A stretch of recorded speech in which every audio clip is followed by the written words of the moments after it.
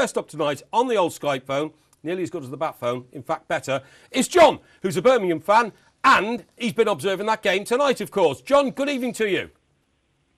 Good evening, sir. Hiya, John. Great to have you on the show, mate. Thank you very much indeed. John, Flash is in the studio with me, Gordon Watson. He said disappointed with Birmingham's output tonight. Not as solid and as reliable as they should have been in a vital game. No, we were very poor. I actually give Blackpool credit. I think they did their homework on us, closed us down in the back all the time, and basically overran us in midfield. John, and that's surprising because they actually played 5 boys in midfield, and normally when you get yourself in a 5 you get at least one player to go and support Marlon King. Today Marlon King was so isolated that he didn't even look interested, and then when his chance come... What do you mean, sorry Flash, he didn't look interested? Yeah, because... He's a professional footballer in a vital game. Yeah, but when you play up front on your own and the ball doesn't come, and when it does come it's just launched over 80 yards, you start getting a little bit disillusioned with the pattern of the game. And then when his one chance did come, he wasn't as sharp as he maybe could have been. Yes, it was on his left foot and he's hit the post. OK, I interrupted you. What's your question to John?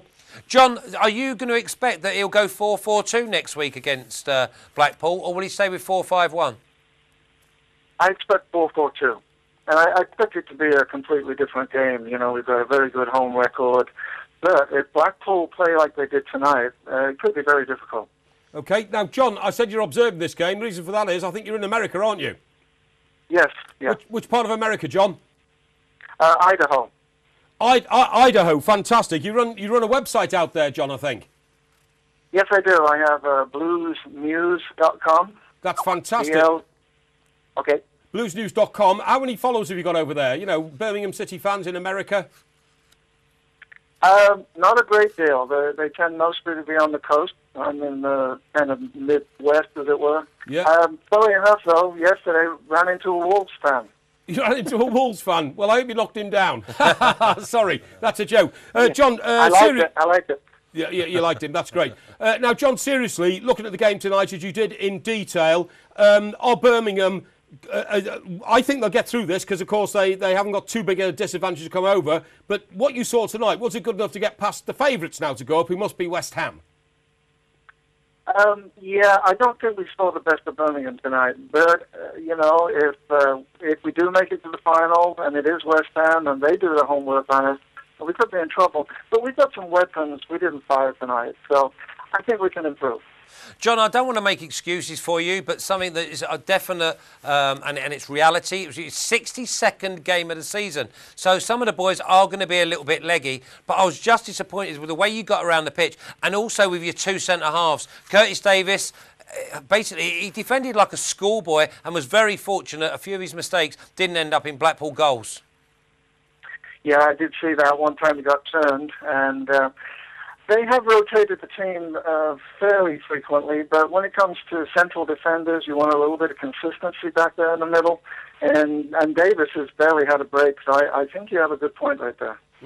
OK, now, John, sometimes when you're so far away, but you're a dedicated Birmingham City fan, you don't get the chance to express your feelings, your emotions about the way the club is run. What would you have to say now to all the Birmingham fans who are watching us on this station, Sports Night Live, about the prospect of Chris Hughton perhaps being offered to take up the job at West Brom, vacated by Roy Hodgson? I don't see him going to West Brom, but I think if we get promotion, he'll stay with us and he'll want to prove himself, what I'm trying to make. Well, the big things, John, I think he wants to play in the Premier League, and the way that Birmingham played tonight, he's got to be thinking to himself that he's not actually going to do it with Birmingham.